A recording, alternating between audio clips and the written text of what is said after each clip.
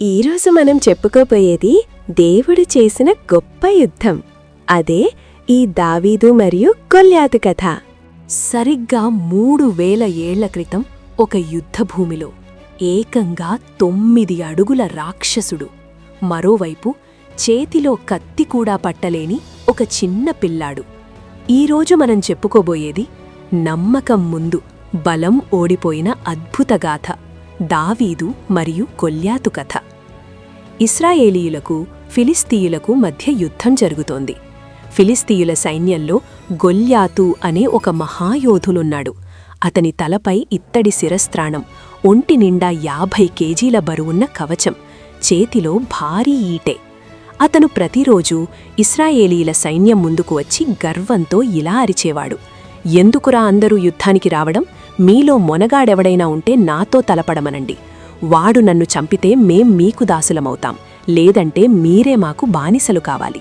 అతని గొంతు వింటేనే సైనికుల గుండెల్లో రైళ్లు పరిగెత్తేవి. సరిగ్గా అదే సమయంలో తన అన్నలకు భోజనం తీసుకురావడానికి దావీదు అనే గొర్రెల కాపరి అక్కడికి వచ్చాడు. గొల్యాతు మాటలు విన్న దావీదు రక్తం మరిగింది. జీవమున్న దేవుని సైన్యాన్ని అవమానించడానికి వీడెవడు అని ప్రశ్నించాడు. చిన్నపిల్లాడి మాటలు విని రాజు సౌలు పిలిపించాడు. నాయనా, వాడు చిన్నప్పటి నుండి యుద్ధవీరుడు, నువ్వు బాలుడివి, నీవల్ల ఏమవుతుంది అని అడిగాడు. దానికి దావీదు వినయంగానే ఇలా చెప్పాడు: రాజా, నేను గొర్రెలు కాసేటప్పుడు నా మందపైకి సింహం, ఎలుగుబంటి వచ్చాయి. దేవుని సహాయంతో వాటిని చంపాను. ఇప్పుడు ఈ రాక్షసుడిని కూడా అలాగే చంపుతాను. రాజు తన భారీ కవచాన్ని దావీదుకిచ్చాడు. కాని అది వేసుకుంటే దావీదు నడవడమే కష్టమైంది. అందుకే దాన్ని తీసి పక్కన పెట్టేసి కేవలం తన చేతి కర్ర, ఒక ఒడిసెల మరియు వాగులోంచి ఏరుకున్న 5 నునుపైన రాళ్లను తీసుకుని యుద్ధానికి బయలుదేరాడు. దావీదును చూసి గొల్యాతు వికటహాసం చేశాడు. ఒరే పిల్లా, నేనేమైనా కుక్కనా కర్ర పట్టుకొస్తున్నావు? నా దగ్గరకు రా, నీ మాంసాన్ని పక్షులకు వేస్తా అని హేళన చేశాడు.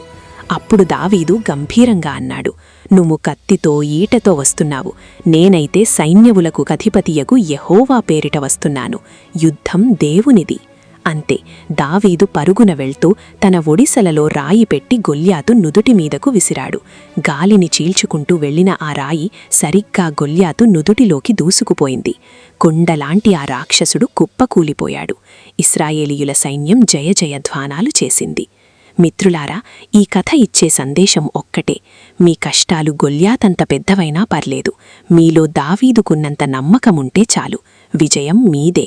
దేవుని కొద్ది మాటలు దీవించునుగాక. ఆమేన్.